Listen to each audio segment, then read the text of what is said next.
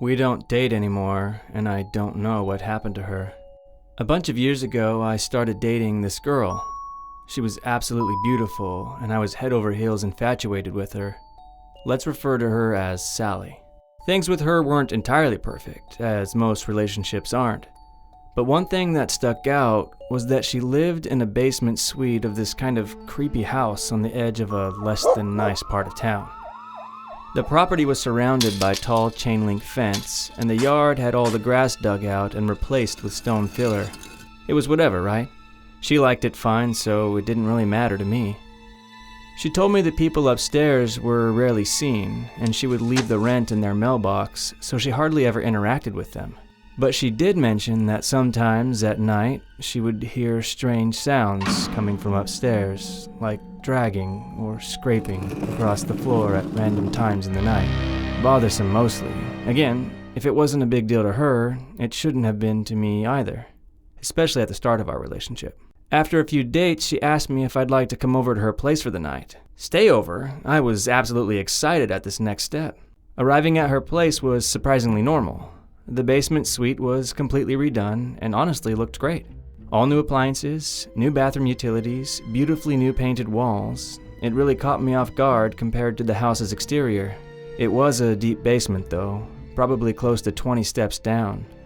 Because it was so deep, there were only 2 windows, one directly above the bed and one in her living room, which was really only around the size of a cubicle.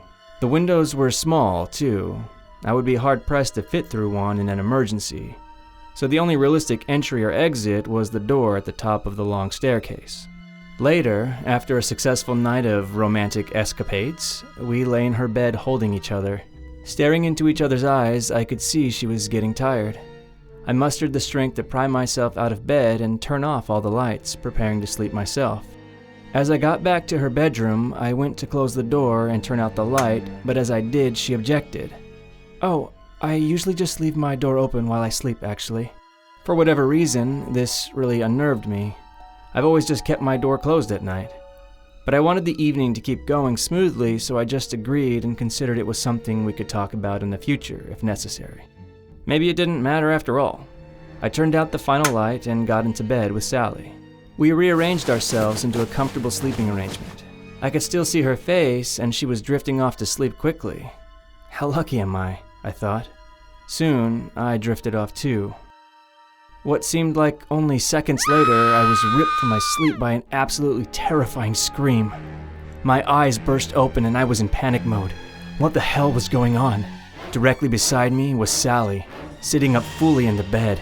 In a panicked voice, she screamed, "There's something in the house!" I immediately switched from panic mode to "I've got to protect us" mode. I jumped out of bed and ran out of the bedroom, unsure of who I was going to find. I looked around in the darkness, and after a few tense moments, I peeked back into Sally's bedroom. She was lying down again, completely asleep. Unbelievable. She must have been having some kind of night terror. What a crazy thing to happen the very first night I sleep here. Realizing what happened, I crept back to bed. Sally being asleep, I figured there was no harm in closing the bedroom door. I shut it, which somehow made the room even darker. She didn't even seem to register that anything at all had happened. I wondered if she even knew this was something that she did. Laying in bed, I stared at her and enviously watched her sleep, unaware of what had just happened, and soon I drifted off again. My heart suddenly jumped out of my chest when sometime later I was again woken by a scream. Sally, fully sitting up in bed, screeched out even more alarmed, "There's something on the floor!"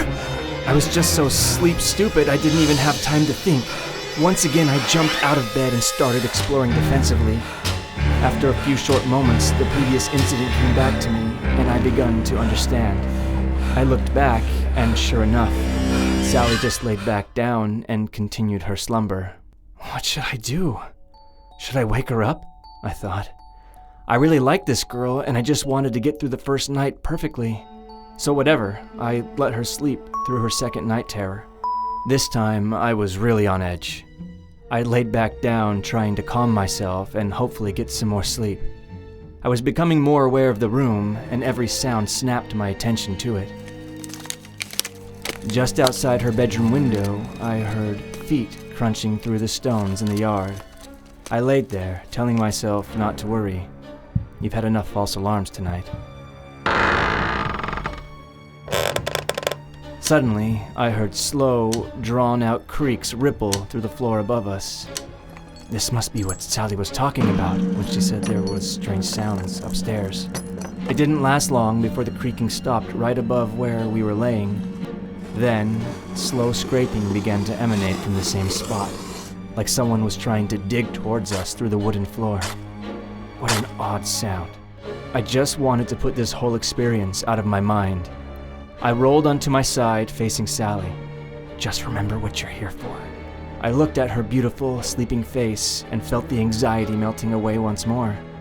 I stayed on my side, focusing on her. My eyes blinked heavy, and I could feel the tired thankfully returning. I shut my eyes to welcome sleep's embrace one more time. But before I could drift off, I heard a deep, growling, unnatural voice that did not belong to Sally, coming from behind me, say, "There's something behind you."